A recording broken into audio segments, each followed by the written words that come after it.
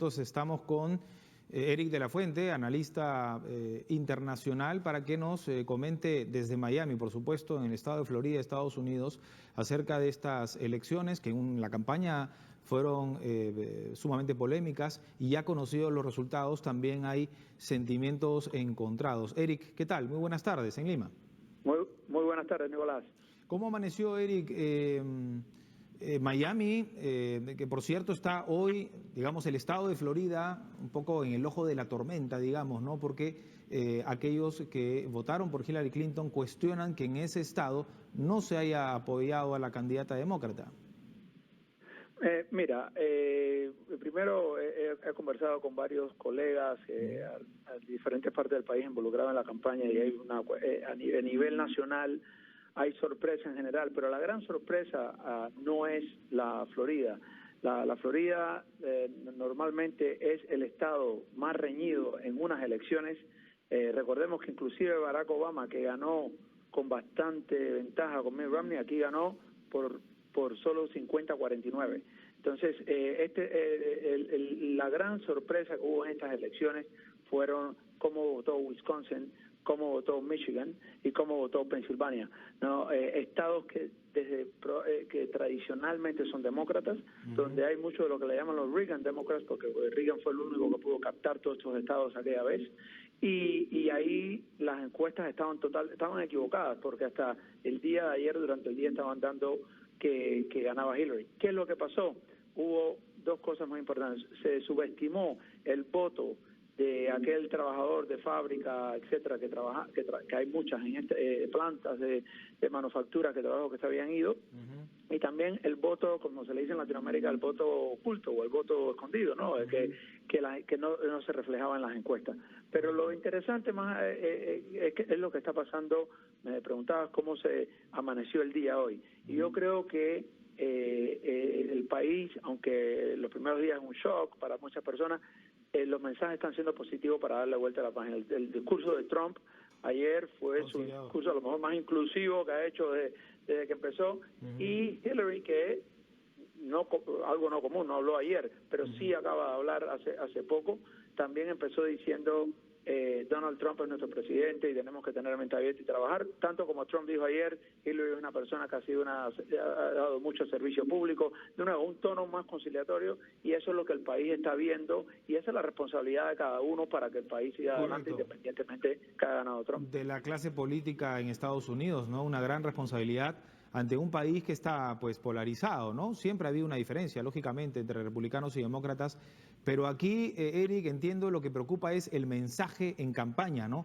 Hoy escuchábamos al analista Jones de CNN, decía, ¿cómo le vas a pedir tú a un país que confíe en ti, que te tome como su presidente si lo has insultado, si lo has atacado, si lo has discriminado, ¿no? Esto creo que debe revertirse ya mismo.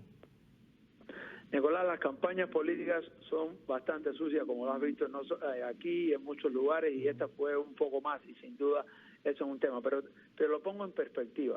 En el 2000 no estábamos hablando cuando hubo aquella campaña reñida entre Bush y Gore, donde Gore ganó el voto popular, y para que Bush fuera declarado presidente fue hasta la Corte Suprema. Estuvo más en duda de quién ganó y quién no ganó. Y el país siguió adelante, ¿no? De por una u otra, hoy estamos aquí en el 2016. Las instituciones se respetaron, inclusive Gore reconoció el resultado al final. Claro, hubo muchos insultos de más, innecesarios, todo está de acuerdo. Pero como el voto fue contundente, no hay duda de quién ganó. Entonces yo creo, de hecho estoy bastante seguro, que la fuerza de las instituciones y también lo que la clase política se da cuenta es que los mensajes tienen que ser como el que vimos de Trump ayer, como el que vimos de Hillary hoy, y vamos a ver cosas conciliatorias para poder más adelante. Dicho eso, el país está muy polarizado, pero estaba más en el 2000, cuando pensaba el otro lado, los demócratas pensaban que habían ganado, los republicanos también. Claro, los mercados, digamos, también se asustaron en un principio y luego se ha equilibrado un poco la cosa. Es decir, en el ámbito económico también la situación parece que la tendencia es que se calme. Ahora está lo otro, Eric, que tiene que ver con más bien las relaciones internacionales. y es positivo que los principales líderes del mundo se hayan pronunciado, digamos, sobre este tema, ¿no? Y saludando al presidente Trump.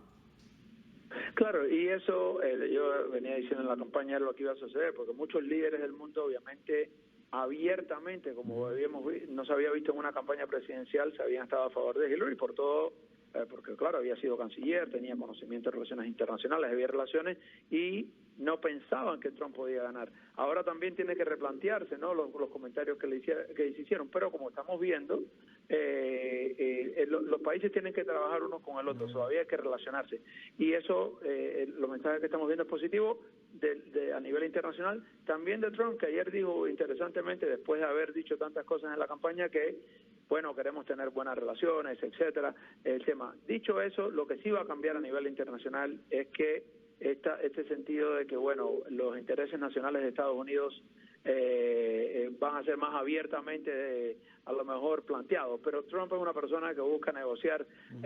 La cuestión no va a ser Trump, seguimos hablando de Trump. La cuestión es quién selecciona a Trump, quién va a ser su canciller, quién va a ser su ministro de Economía, y quién va a ser el jefe de Seguridad Nacional. Esas son las claves, ¿no? Recordemos, por ejemplo, en 1980, cuando Reagan llega a la presidencia, no es una persona con poca experiencia, había sido gobernador, pero era un actor, venía y acabó, y él no tenía tanto conocimiento en aquel momento, pero se rodeó de un equipo, ¿no? Por ejemplo, entonces eso es lo que tenemos que ver. Lo que tenemos que ver no es tan... Sí. Ese es un buen punto. Digamos, Trump, ¿esperas que concilie también en eso, en captar a las personas que van a colaborar en su gestión, tratar de llamar a de pronto funcionarios que han estado en otras administraciones? Sí, yo creo, mira, Trump hizo insultos, dijo cosas, no planteó ningún plan, tenía una cosa populista, pero tonto no es. Una persona que tiene un negocio y que estudió en la escuela de Wharton no es una persona tonta. Él creo que entiende, según las fuentes que yo tengo, que lo que está pasando hoy es también haciendo un poquito este outreach para poder llegarle al partido republicano. Recordemos que Trump también estuvo en contra del propio partido o muchos senadores del partido y líderes del partido para tratar de conseguir personas alrededor de su equipo, claro. Porque eso para mí es la clave de cuando me dicen ¿qué pensamos para América Latina? ¿Qué pensamos para el mundo? Bueno, podemos hablar de donde Trump estuvo en su campaña, pero todos sabemos que campaña es una y otra. Perú tiene muchos ejemplos de eso recientes. ¿Qué campaña se hace y cómo se gobierna después?